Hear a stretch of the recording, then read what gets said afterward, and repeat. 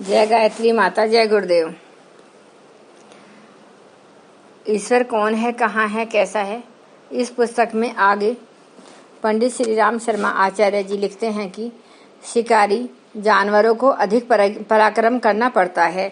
इस दृष्टि में उन्हें दांत, नाखून, पंजे ही असाधारण रूप से मजबूत नहीं मिले, वरन पूंछ तक की अपनी विशेषता है। यह अनुदान उन्होंने अपनी संकल्प शक्ति के बल पर प्रकृति से प्राप्त किए हैं।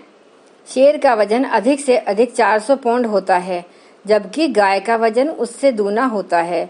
फिर भी शेर पूंछ के संतुलन से उसे मुंह में दबाए हुए 12 फुट ऊंची बाढ़ को मजे में फांद जाता है।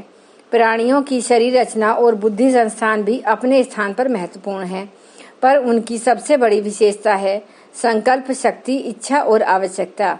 यह संवेदनाएं जिस प्राणी की चेतना तीव्र है, वे उतने ही बड़े अनुदान प्रकृति से प्राप्त कर लेते हैं। मनुष्य को जो विभूतियां उपलब्ध हैं, उनका कारण उसकी बढ़ी हुई संकल्प शक्ति ही मानी गई है। प्रकृति परायण वृक्ष। प्रकृति ने कुछ कायदे कानून ऐसे बनाए हैं जो सृष्टि संतुलन की दृष्टि से नितांत आवश्यक हैं। इन नियमों को न केवल मनुष्य के लिए वरन अन्य प्राणियों के लिए भी बनाया गया है, यहाँ तक कि वनस्पतियों के लिए भी। मनुष्यों में बुद्धि, धन, बल, प्रतिभा, भावना आदि की संपदाएं ऐसी हैं जिन्हें उसके व्यक्तित्व का बीज कहा जा सकता है। इसी के आधार पर हम ऊंचे उठते हैं और आगे बढ़ते हैं। बीज सड़ा गला हो तो उससे वंश वृद्धि न हो सकेगी। गुण, कर्म, स्वभाव की विभूतियां यदि स्वस्थ और समर्थ न हो तो कोई व्यक्ति प्रगति के पथ पर दूर तक अग्रसर न हो सकेगा।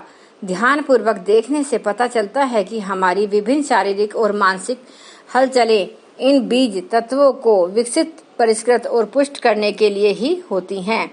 भौतिक और आध्यात्मिक संपदाओं से अधिकाधिक मावा में संपन्न होने की अभिलाषा स्वाभाविक मानी जाती है।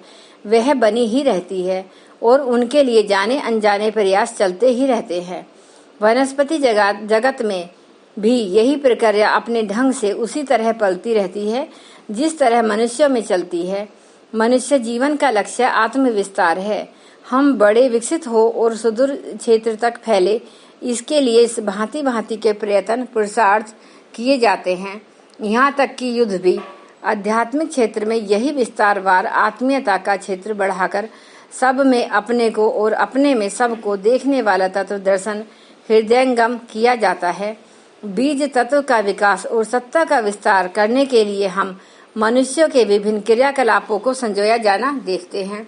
यदि यह दो प्रवृत्तियां न होती तो कदाचित पेट और प्रजनन जैसी निकृष्ट स्तर के जीवों में पाई जाने वाली तुच्छ हलचलों के अतिरिक्त हम और कुछ महत्वपूर्ण सोचने या करने में समर्थ ही न हो पाते। ठीक यही बात वनस्पति जगत पर भी लागू होती है।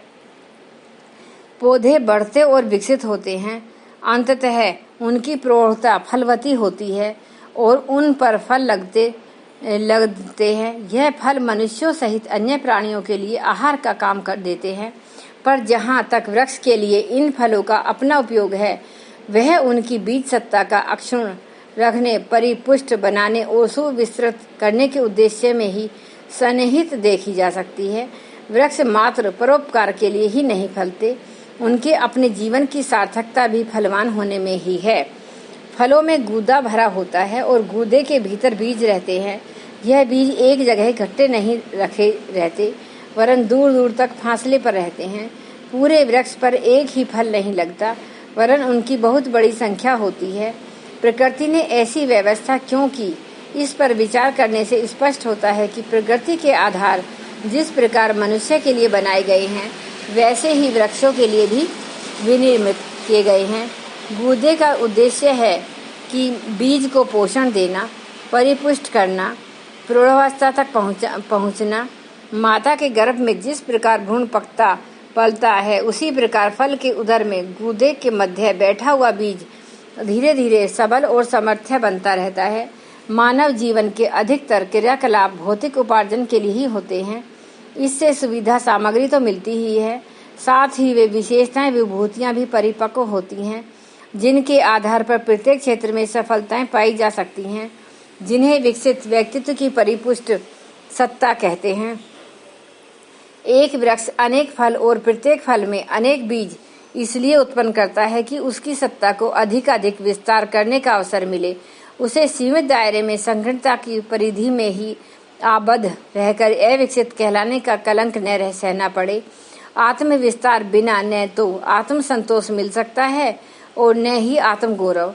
जब मनुष्य अपूर्णता से पूर्णता की ओर, शुद्धता से महानता की ओर बढ़ने के लिए निरंतर प्रयत्नशील रहता है, तो वृक्ष भी उसी प्रकृति प्रेरणा का अनुसरण क्यों न करे। प्रत्येक बीज में एक पूर्ण वृक्ष सूक्ष्म रूप से विद्यमान रहता है। परिपुष्ट होने के पश्चात उसका अगला उद्देश्य वह रहता है उसी जाति के नए वृक्ष उत्पन्न करे। साथ ही यह भी आवश्यक हो जाता है कि क्षेत्र की दृष्टि में समीपवर्ती सीमा बंधन को लांघकर सुदूर क्षेत्रों तक अपनी सत्ता को सुविस्तृत बनाया जाए। फल के भीतर सारे बीज एक जगह ही इकट्ठे चिपके नहीं रहते। गूदे के भीतर वे थोड़ा थोड़ा फासला देकर अलग अलग जमे होते हैं। इसका उद्देश्य यह है कि उन्हें पृथक पृथक रूप से सुदूर क्षेत्र में जाने और सुविस्तृत परिधि में विस्तार का अवसर मिले। यदि गूदे में सब बीज इकट्ठे रखे होते तो फल के पककर गिरने पर भी वे सभी एक जगह ही उगते। फलतः वे सभी एक दूसरे के खुराक छीनते, फैलने की जगह प्राप्त न कर पाते और ऐसे ही सूखकर मुरझाकर समाप्त हो जाते। विस्तार के लिए यह आवश्यक है कि पुरखों के घर आंगन को छोड़कर अन्यत्र भी जाने और फैलने का प्रयत्न किया जाए। वृक्ष की सत्ता फलों के माध्यम से यही सब करती है। फलने और पकने के साथ साथ उनकी वितरण चेष्टा भी उत्साहपूर्वक चलती है। गूदे में बीजों का स्थान अलग अलग था भी इसलिए कि उनके वितरण की व्यवस्था बन सके।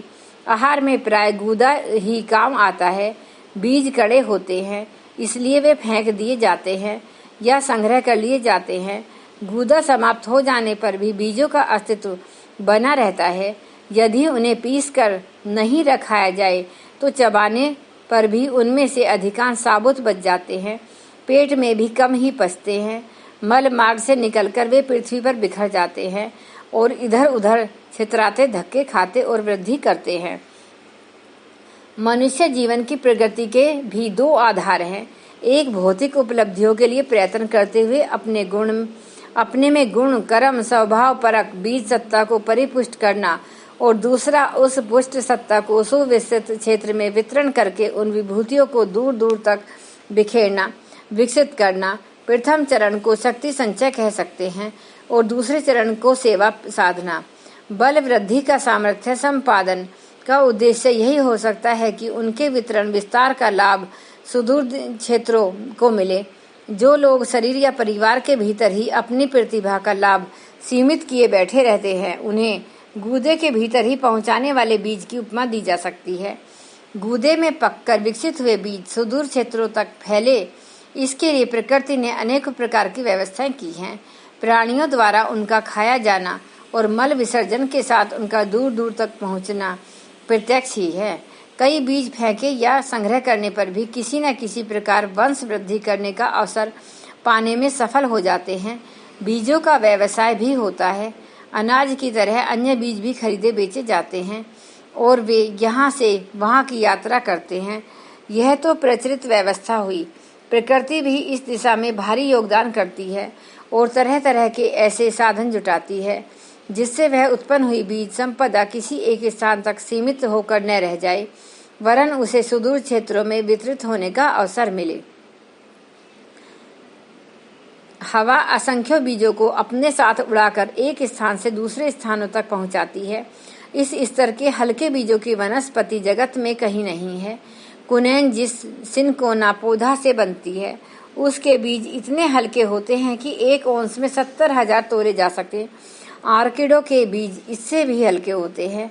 इनकी बनावट भी ऐसी होती है जैसे पक्षी के परों की। हल्कापन और बनावट की विशेषता दोनों के कारण हवा उन्हें आसानी से उड़ाकर ले जाती है और कहीं से कहीं ले जाकर पटकती है। कुछ बड़े और भारी बीजों में सूर्यमुखी, डोंडिलिओन, सॉक्स, बेलकुन, आक, सेंगर, सरकंडा आदि के बीज ऐसे हैं जो पैराशूट की तरह बने होते हैं। वे हवा का तनिक सा सहारा पाकर लंबी उड़ान उड़ते हैं। नीचे उतरने और ऊपर चढ़ने में उन्हें कोई कठिनाई नहीं होती। आग के बीज में जो रुई चिपकी होती है उससे उनका उड़ना इतना सुहावना लगता है कि ब्लड फ्लावर, करची, न्यूमोसिया, चाटियम जैसे पौधों के बीज भी रोएदार होते हैं, जिनके कारण उनकी वायु यात्रा बड़ी सरल बन जाती है। अल्लू, पराल, जरूल, सहजन, चीड़ के बीजों की बनावट भी पक्षियों के परों जैसी होती है। वे इच्छा से नहीं उड़ पाते, पर हवा उनके उड़ने की सारी व्यवस्था स्वयं जुटा देती है। कुछ तो पूरे फल ही उड़नशील होते हैं। वे अपनी बीज परिवार को लेकर क्षेत्र विस्तार का प्रयोजन पूरा करने के लिए हवा की सहायता से यात्रा करने पर उतर पड़ते हैं। ऐसे उड़ाक फलों में होलोक, मधुलता, जिमीकंद, फ्रेक्सिनस, होपिया, मेपल, डिप्टिरो, कार्पस, साल आदि का नाम विशेष रूप से उल्लेखनीय है। इनमें एलेथस की बनावट हवाई जहाज से बिल्कुल मिलती जुलती है। उसे देखकर यह असमंजस पड़ता है कि इन्हें देखकर हवाई जहाज बने या हवाई जहाज देखकर प्रकृति ने इन्हें बनाया। आंधियां, धूल तिनके ही नहीं हल्के बीजों को भी अपने साथ उड़ा ले जाती है और कहीं से कहीं उन्हें जा पटकती है। जड़ी बूटियां प्राय इसी प्रकार यहाँ से वहां जा पहुंचती हैं। आज के लिए बस इतना ही। यह पुस्तक पंडित श्री राम शर्मा आचार्य जी द्वारा लिखित है, जो शांति कुंज के संस्थापक हैं। ये शांति कुंज हरिद्वार में स्थित है। इन्होंने गायत्री मंत्र को जन जन तक पहुंचाया है। आप लोग भी सभी इसको जन जन तक उनकी पुस्तक को पहुंचाने में सहयोग दें। आप ही सभी लोगों को धन्यवाद। एक बार गायत्री मंत्र का उच्चारण करते हैं। ओम भूर्भुवः सुवः तत्सवितुर्वरेण्यं भर्गो देवस्य धीमहि धियो यो न प्रचोदयात्। जय गुरुदेव। जय माता।